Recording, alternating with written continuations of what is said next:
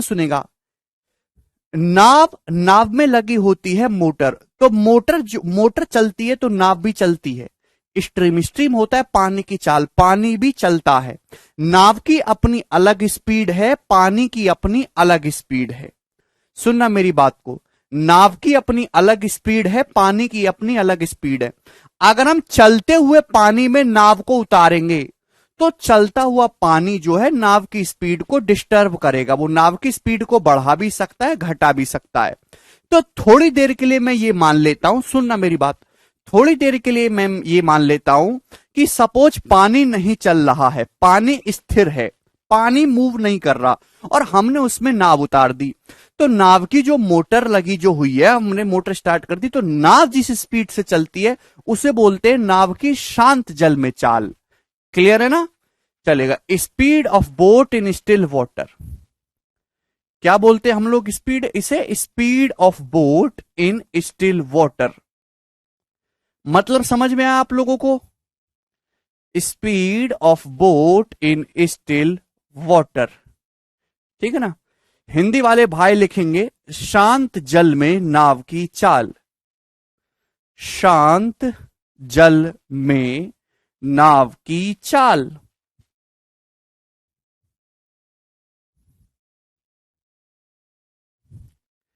ठीक है प्यारे स्टूडेंट, और इसे हम एक्स से डिनोट करते हैं। किससे डिनोट करते हैं? इसे हम एक्स से डिनोट करते हैं, एक्स किलोमीटर पर आवर। आप बोलोगे हाँ जी सर बिल्कुल सही। भाई थोड़ी देर के लिए मान लो कि जो है पानी, पानी स्थिर है, ठीक है ना, पानी चल नहीं रहा है, क्लियर है ना, और हमने उसमें नाव उतार दी।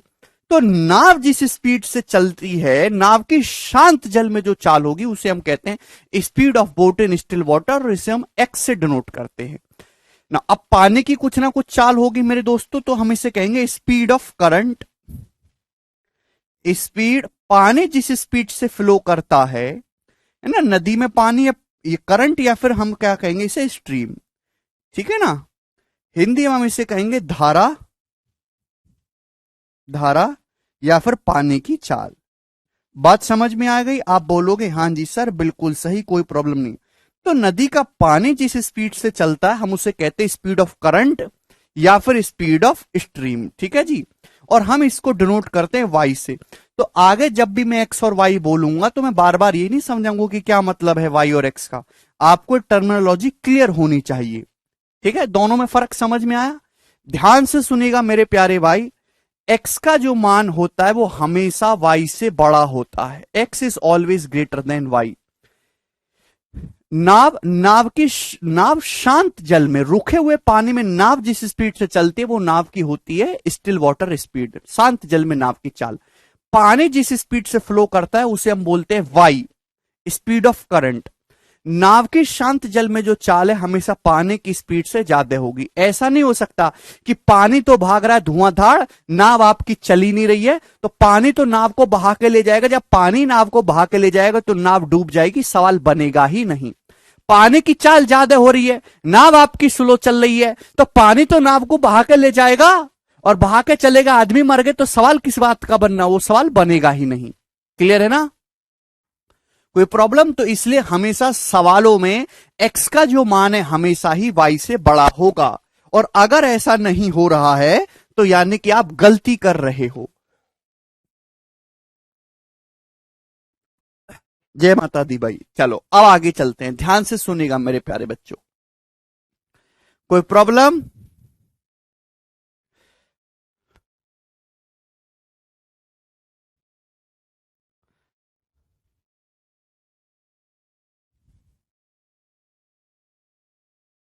ठीक है ना, इससे आगे की कहानी। अब मेरे दोस्तों, पानी भी चल रहा है, आपकी नाव की भी कुछ ना कुछ स्पीड है, आपने नाव को पानी में उतारा, आपने नाव को चलते हुए पानी में उतारा, ठीक है ना मेरे प्यारे भाई? कोई प्रॉब्लम? तो यहां से दो केस बनते हैं, दोनों केस में आपको समझाना चाहूंगा, ठीक है ना? सबसे पहले मेरे प्यार भी समझने की कोशिश करेगा कि मेरे दोस्तों ये है आपका पानी, ठीक है भाई? आप बोलोगे हाँ जी सर बिल्कुल सही, बहुत बढ़िया, साफ पानी है। मेरे दोस्तों ये आपकी नदी है, नदी में आपका पानी है, पानी फ्लो कर रहा है y किलोमीटर पर आवर की स्पीड से इस डायरेक्शन में। पानी जो है y किलोमीटर पर आवर की स्पीड से इस दिशा में चल रहा है। अब आपने इसमें अपनी नाव उतारी भाई, धूम मचाले करके। तो मेरे दोस्तों ये आपने इसमें अपनी नाव उतारी, कोई प्रॉब्लम है भाई? बोलो। आपने जो है मेरे दोस्तों इसमें अपनी नाव उतारी इस प्रकार से। क्लियर है? आप बोलोगे हाँ जी सर बिल्कुल सही। तो ये नाव है। तो नाव की जो शांत जल में चाल है, जो नाव है, इस नाव की शांत जल में चाल है x किलोमीटर पर आवर। तो आप नाव को इसी दिशा में चला रहे हो x की स्पीड से। सुनना मेरी बात, यानी कि पानी जिस दिशा में चल रहा है आप नाव को उसी दिशा में ले जाते हो। नाव की शांत जल में चाल कितनी? नाव की स्टिल वाटर में speed x kilometre per our. अगर पानी रुका हुआ होता तो नाव जिस स्पीड से चलती वो होती x, लेकिन पानी खुद y की स्पीड से चल रहा है, तो पानी नाव को आगे की ओर धकेलेगा कि नहीं धकेलेगा? ये पानी नाव को अपने साथ बहा के ले जाएगा कि नहीं ले जाएगा? आप बोलोगे जी सर। तो नाव की एक्चुअल स्पीड कितनी होगी? क्लियर है? बताओ जल्दी से, नाव की एक्चुअल स्पीड कितनी होगी? भाई नाव की खुद की स्पीड तो x है ही, पानी उसको y की स्पीड से बहा के ले जाएगा तो नाव की स्पीड के x प्लस वाई नहीं हो जाएगी? तो ये होता है मेरे दोस्तों स्पीड ऑफ बोट। क्लियर है? This is speed of boat, speed of boat in the same direction of stream.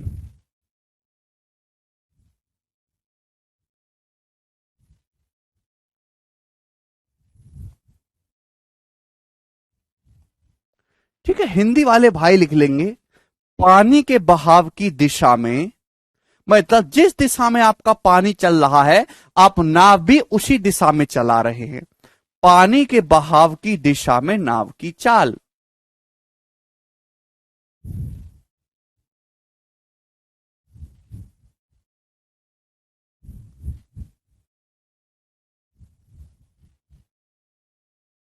ठीक है ना? Speed of boat in the same direction of steam, पानी के बहाव की दिशा में नाव की चाल।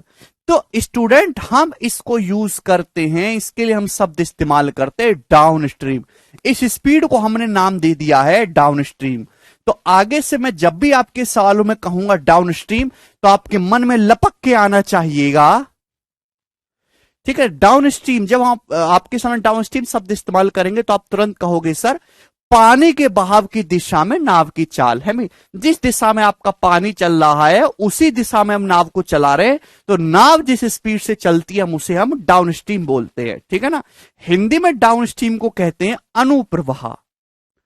अनुप्रवाह। आप बोलोगे हाँ जी सर बिल्कुल सही, कोई प्रॉब्लम इसमें? कोई भी इसमें परेशानी नहीं है। ठीक है ना? Down stream.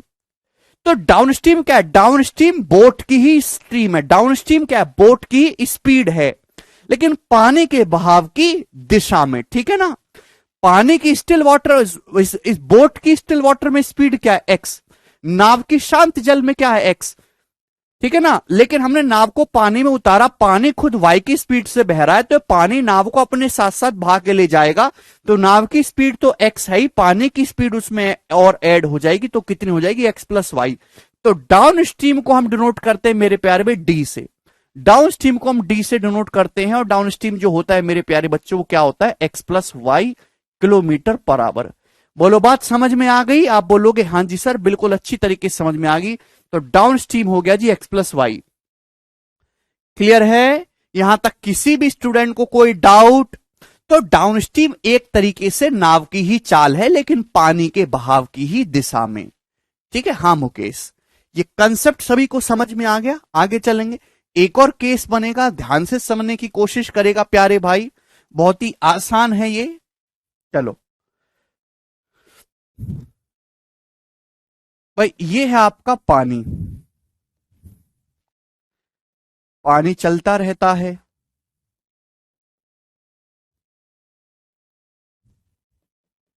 स्टूडेंट ये आपका पानी है। अब प्यार से समझने की कोशिश करेगा, पानी आपका फ्लो हो रहा है मेरे दोस्तों इस दिशा में वाई की स्पीड से। पानी जा रहा है इस दिशा में y की स्पीड से। आप बोलोगे हां जी सर। अब आपने अपनी नाव पानी में उतारी, लेकिन आप हो खतरों के खिलाड़ी, ठीक है ना, ध्यान से सुनेगा मेरे दोस्तों। आप बोलते हैं कि जहां हम चलेंगे रास्ता उधर ही बनेगा। आप अपनी नाव को पानी के बहाव की विपरीत दिशा में लेके जाते हो। क्लियर है ना? है भाई प्यारे स्टूडेंट्स, पानी बह रहा है इस दिशा में, नाव चला रहे हो आप उसके विपरीत दिशा में, तो ये पानी नाव की स्पीड को काटेगा कि नहीं काटेगा? ठीक है भाई, मौसम के साथ बहना अच्छा होता है, मौका देख के फायदा उठाना अच्छा होता है। मौके के विपरीत चलोगे, सरकार के खिलाफ चलोगे तो रौन दिए जाओगे। तो वही होगा कि नहीं होगा? आप बोलोगे हां जी सर बिल्कुल सही, बहुत बढ़िया। तो यानी कि मेरे प्यारे भाई, speed of boat, speed of boat, speed of boat against the stream. आप बोलोगे हां जी सर समझ में आ गया हमें, मतलब क्लियर है। यानी कि पानी के बहाव की विपरीत दिशा में नाव की चाल, पानी के बहाव की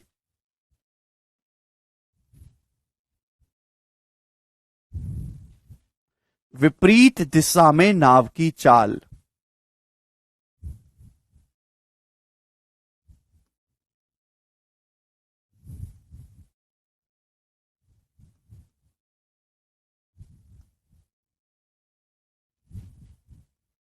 ठीक है ना भाई, पानी आपका इस दिशा में बह रहा है और नाव जो है मेरे दोस्तों आपकी उल्टी डायरेक्शन में चल रही है। तो speed of boat against the steam ये हो जाएगी पानी के बहाव की विपरीत दिशा में नाव की चाल। और दोस्तों इसको हम कहते हैं अपस्ट्रीम। इसको हम किससे डिनोट, शॉर्ट में इसको हम क्या कहते हैं? इसको हम अपस्ट्रीम कहते हैं। हिंदी वाले भाई लिख लेंगे इसे ऊर्ध्व प्रवाह। हिंदी वाले भाई क्या लिखेंगे? इसे ऊर्ध्व प्रवाह। समझ में आया? आप बोलोगे हां जी सर समझ में आया। ठीक है ना? तो मेरे प्यारे भाई एक बात बताओ, आप नाव चला रहे हो मोटर से एक्स की स्पीड से, पानी उधर बह रहा है वाई की स्पीड से, तो पानी आपकी नाव की स्पीड को काटेगा कि नहीं काटेगा? तो आपकी नाव जो है वो किस स्पीड से चलेगी? आप स्टीम को यू से डिनोट करते हैं। आपकी नाव किस स्पीड से चलेगी? तो आपका जवाब होगा सर यू बराबर एक्स माइनस वाई।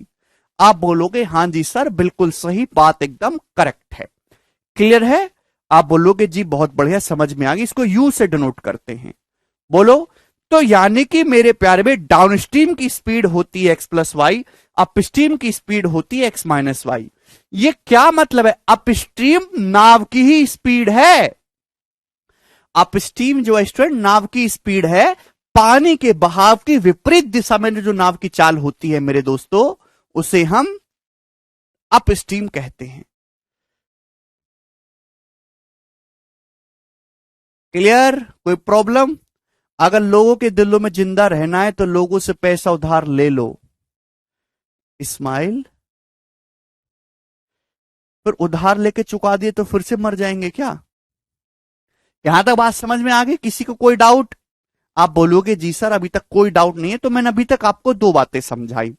पहली बात मेरे स्टूडेंट्स कि डाउन स्ट्रीम की जो स्पीड होती है वो एक्स प्लस वाई होती है, अपस्ट्रीम की जो स्पीड होती है वो एक्स माइनस वाई होती है। मैंने अभी तक आपको बताया कि एक्स क्या है, यहां एक्स क्या है, व्हाट इज एक्स? एक्स जिसको हमने भेज दिया, एक्स है नाव की शांत जल में चाल। तो यानी कि नाव की स्टिल वाटर में जो स्पीड है वो हमेशा करंट की स्पीड से ज्यादा होगी, ये मैंने आपको बताया। अदर ऐसा नहीं होगा तो सवाल बनेगा ही नहीं, क्योंकि आपकी नाव डूब जाएगी। ठीक है ना? चलेगा। दूसरी बात आप यहां से देख सकते हैं कि डाउन स्ट्रीम है एक्स प्लस वाई, जबकि अप स्ट्रीम है एक्स माइनस वाई। इसका मतलब डाउन स्ट्रीम की जो स्पीड होती है वो हमेशा अप स्ट्रीम की स्पीड से ज्यादा होती है। अगर आप अपनी नाव को पानी के बहाव की दिशा में डाउन स्ट्रीम चलाओगे तो स्पीड हमेशा ज्यादा होगी मेरे दोस्तों अप स्ट्रीम के कंपैरिजन में। तो ये दोनों कंसेप्ट मेरे प्यारे भाई आपको ध्यान रखना है। क्लियर? सभी को बात समझ में आ गई? यहां तक किसी भी बच्चा पार्टी को कोई डाउट हो रहा हो तो अब बिल्कुल मत पूछना, मैं बताऊंगा नहीं, घुसा मारूंगा। ठीक है जी? आगे चलें। ठीक है भाई। चलो, अगर मैं ये दोनों बातें समझ में आ रही है, ऐसा होगा सवाल में, डाटा ऐसा ही दिया जाएगा, अदरवाइज क्वेश्चन गलत है। अगर आप इन दोनों को ऐड करेंगे, भाई ये पहली इक्वेशन है, दूसरी, इन दोनों इक्वेशन को जोड़ेंगे मेरे प्यारे भाई, तो जोड़ने पर y से y कट जाएगा, x प्लस एक्स हो जाएगा 2x, तो 2x हो जाएगा मेरे प्यारे भाई d प्लस यू, अगर आप इन दोनों को ऐड करते हैं। तो यहां से x का मान कितना आ जाएगा प्यारे स्टूडेंट, x का मान आ जाएगा d प्लस यू बटे 2। आप बोलोगे जी सर, यानी कि अगर आपको नाव की शांत जल में चाल निकालनी है तो नाव की डाउन स्ट्रीम और अप स्ट्रीम स्पीड को जोड़ के आधा कर देंगे। समझ में आया? आप बोलोगे जी सर बिल्कुल करेक्ट है, एनी प्रॉब्लम इसमें नहीं।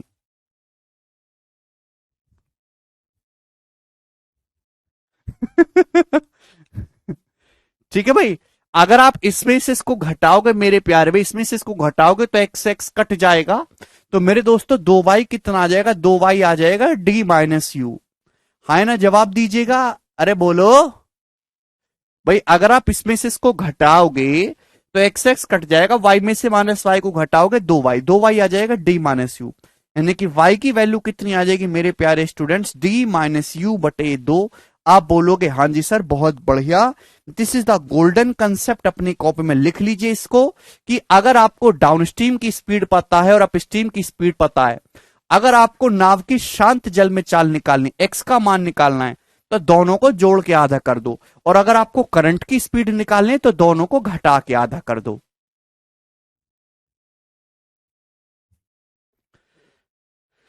पवन हमने कुछ नहीं किया भाई, हमने, अगर मैं इन दोनों इक्वेशन को एक बार जोड़ दूं, जोड़ूंगा तो y से y कैंसिल आउट हो जाएगा, x प्लस एक्स आएगा 2x, 2x बराबर हो जाएगा d प्लस यू, तो x का मान हो जाएगा d प्लस यू बटे 2। आप इसमें से इसको घटाओगे तो y कितना हो जाएगा, 2y, 2y बराबर d माइनस यू, तो y बराबर आ जाएगा प्यारे स्टूडेंट d माइनस यू बटे 2। क्लियर ना? अगर आपको किसी नाव की डाउनस्ट्रीम स्पीड दे रखी है, आपको अपस्ट्रीम स्पीड दे रखी है, और आपको निकालना नाव की शांत जल में चाल एक्स, तो कैसे निकालेंगे, दोनों को जोड़ के आधा कर देंगे d प्लस यू बटे 2। वाई कैसे निकालेंगे मेरे दोस्तों, दोनों को घटा के आधा कर देंगे d माइनस यू बटे 2। ये डायरेक्ट इस्तेमाल करना है आप लोगों को, समझ गए ना? इसमें किसी बच्चा का कोई डाउट तो नहीं? अभी किसी को डाउट आ रहा है तो वो इलाज कराए दोस्तों, ठीक है ना? चलो, समझ गए ना? मुझे लगता है समझ गए हैं सब, सब बालक समझ गए हैं। तो प्यारे स्टूडेंट, अगर मैं इसको डिवाइड करूंगा है भाई, अगर मैं डिवाइड करूं इसको, तो x प्लस वाई बटे x माइनस वाई स्टूडेंट्स कितना है, तो आपका जवाब होगा सर जी d बटे यू है, d बटे यू।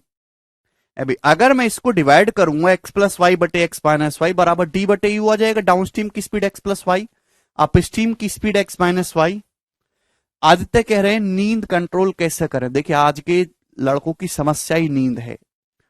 सबसे पहले तो नींद ना जरूरत से ज्यादा लें ना जरूरत से कम लें, 8 घंटे की नींद एग्जैक्ट लें, 8 से 8.25 8.5 घंटे तक भी जा सकते हैं, लेकिन 6 घंटे 7 घंटे नहीं करना है, ठीक है ना? 7.5 से 8.5 घंटे की नींद जरूर ले। अगर आप ऐसा नहीं करेंगे तो आपका पढ़ा हुआ ज्यादा दिमाग में टिकेगा नहीं, आपके सर में यहां पे एक पेन होगा। कोशिश करें कि दिन में आप ना सोएं, अगर आप दिन में सोते हैं तो कभी भी 15 मिनट 30 या छोटी हल्की नैप ना लें, 1.5 घंटे के लिए सोएं, क्योंकि जब आप दिन में सोते हैं तो 1.5 घंटे के लिए मिनिमम सोएं, क्योंकि डेढ़ आपकी बॉडी का जो सोना है वो एक प्रोसेस, आपकी बॉडी की सेल्स भी सोती है, आपकी स्किन भी सोती है, आपके जो रोए हैं ये भी सोते हैं, शरीर का एक एक अंग सोता है, तो उसके लिए पूरा 1.5 घंटे का हीलिंग प्रोसेस चाहिए। तो 1.5 घंटे मेरे दोस्तों आप नींद लें अगर आप दिन में सोते हैं, वरना बिल्कुल ना ले। और 24 घंटे के टाइम पीरियड में वो ब्रेक करके आप सो सकते हो, ऐसी कोई नहीं कि आपको लगातार ही सोना है, 7.5 से 8.5 घंटे मिनिमम सोए, ठीक है ना?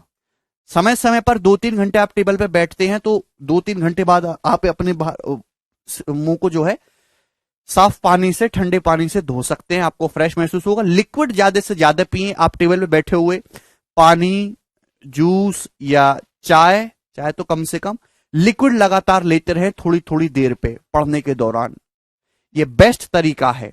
नहीं, अगर आप 5 घंटे सो रहे हैं तो आपकी हेल्थ के लिए अच्छा नहीं है, आपकी पढ़ाई के लिए भी अच्छा नहीं है, ठीक है? अच्छे से सोना उतना ही जरूरी है जितना आपके लिए पढ़ाई करना। बॉडी को रेस्ट की सख्त जरूरत है। हमारी बॉडी एक मशीनरी की तरह है, इसमें बहुत सारी मशीन्स हैं, नसें हैं, और अच्छे से तभी काम करेंगे जब उनको प्रॉपर रेस्ट मिलेगा।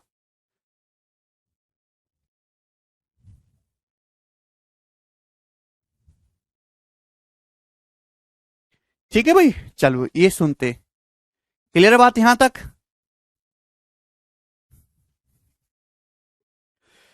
नो दोस्तों, अगर आप इसको डिवाइड करेंगे एक्स प्लस वाई बटे एक्स माइनस वाई तो कितना आ जाएगा? यहां से डी बाई यू आ जाएगा। आप बोलोगे जी सर।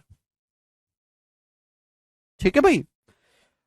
मेरे दोस्तों, अगर मैं यहां पे कंपेंडो डिविडेंडो लगाऊं, कंपेंडो डिविडेंडो, तो आप मुझे बताइए एक्स से वाई का रेशियो कितना आएगा? अगर मैं यहां से कंपेंडो डिविडेंडो लगाऊं तो जवाब दीजिए एक्स से वाई का रेशियो का आएगा। मैंने कंपेंडो डिविडेंडो में समझाया, जवाब दो। है भाई?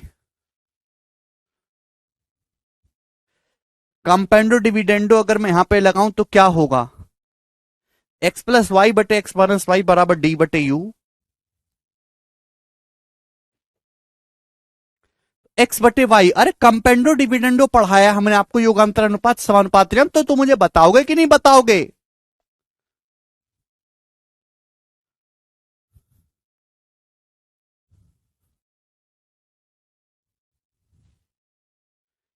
अरे बोल, मैं तुम लोगों को मारते मारते भूत बना दूंगा अगर तुम बताओगे नहीं तो। वेरी गुड उद्युत भाई। एक्स प्लस वाई बटे एक्स माइनस वाई डी बटे यू है, तो एक्स बटे वाई कितना होगा? कंपेंडो डिविडेंडो लगाएंगे अंश प्लस आर बटे अंश माइनस आर, यहां पे जोड़ेंगे तो 2x बटे 2y आएगा। 2x बटे 2y आएगा वैसे तो, लेकिन 2 से 2 कट जाएगा। है भाई? तो राइट साइड में कितना बचेगा? राइट साइड में बचेगा जी डी प्लस यू बटे डी माइनस यू।